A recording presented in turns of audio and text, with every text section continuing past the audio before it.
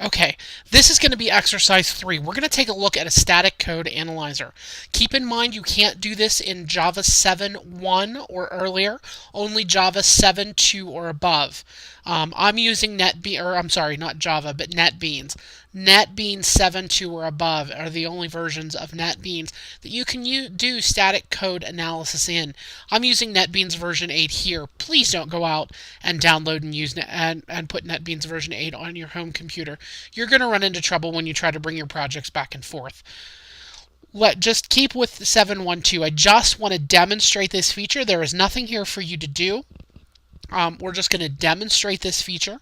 I am going to put the exercise up, but it's just for your benefit. Now I've gone ahead and downloaded the library.zip project. I have unzipped it, and I've opened the project up in NetBeans. Additionally, I've also gone out and downloaded the Find Bugs Java library that is available from the maven.org site, and I've posted a link for you there. These are two class libraries that represent a book and a library. So a library consists of a number of books. So that's what these two classes represent. We're not going to get into how they work because there's a lot of stuff in here that we have not talked about yet, and some of that stuff you won't talk about until you hit 244. So I'm just going to not worry about that right now.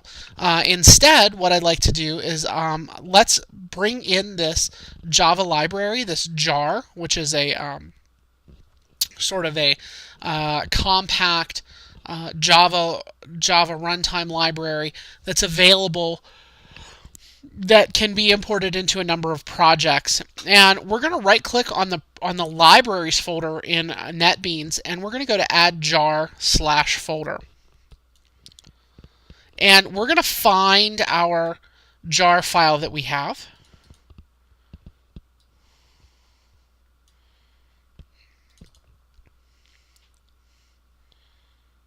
Mine's in my teaching folder under this semester. And there it is. And the jar file that we were downloading is JRS 305 version 2. And I'm going to go ahead and add that. And I've already got it, so that's fine. Now, to run all of the analyzers, I'm going to come up to Source, and I'm going to come down to Inspect.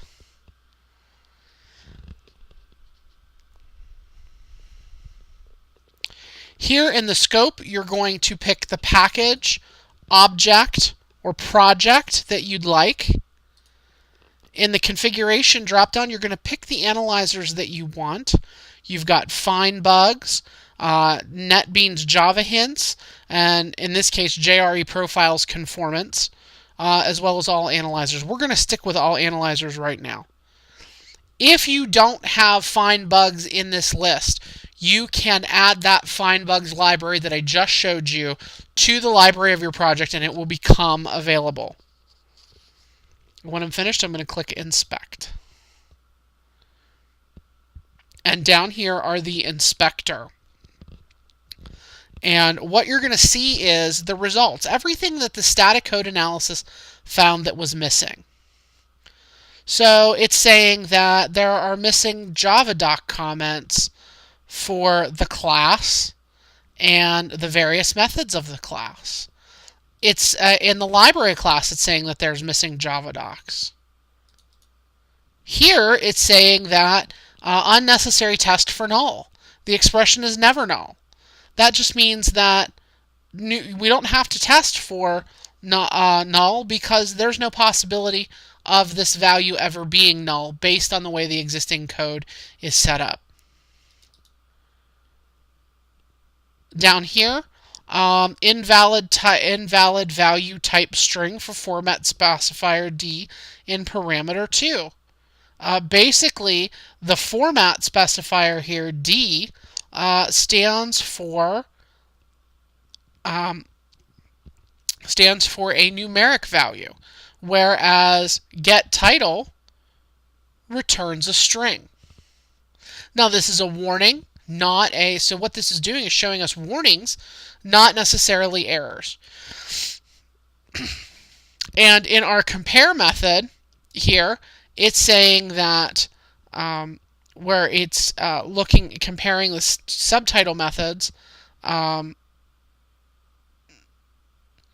value assigned to R, it's saying here, is never used. So while we're assigning something to R, we're not doing anything with it. So what's really nice about this is that it can help you pick up things that you may have missed. It does say that I'm missing the find bugs. So I'm going to go out to Tools and update my plugins and make sure and add find bugs.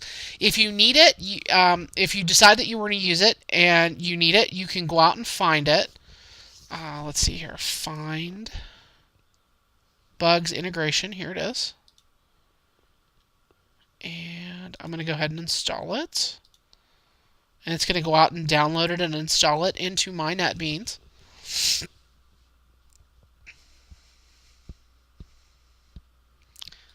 And now that that's finished, I'm going to rerun my analyzer and see if I get any more items. Oh, look.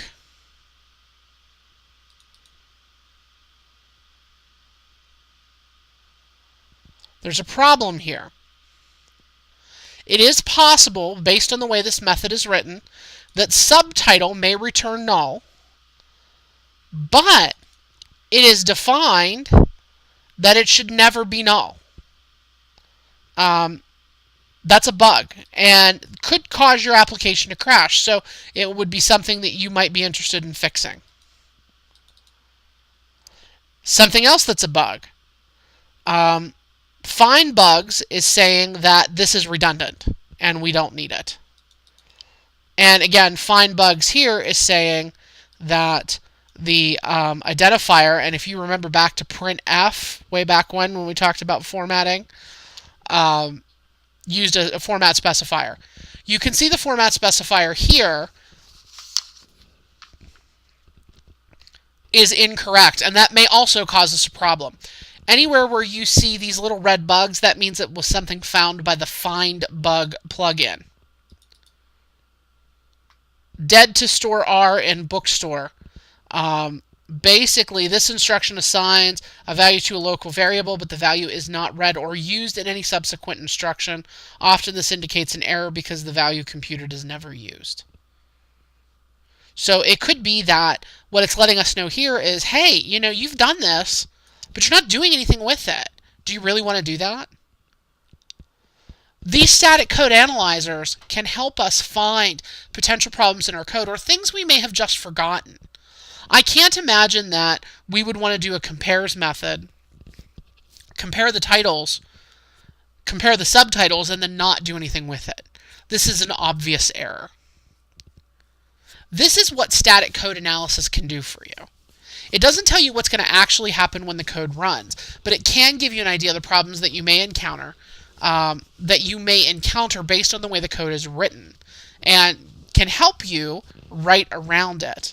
I often use these code analyzers when I'm doing my work just to prevent bugs. It's a new feature in Visual Basic and the .NET development environment as well, and it's something that I do take advantage of from time to time.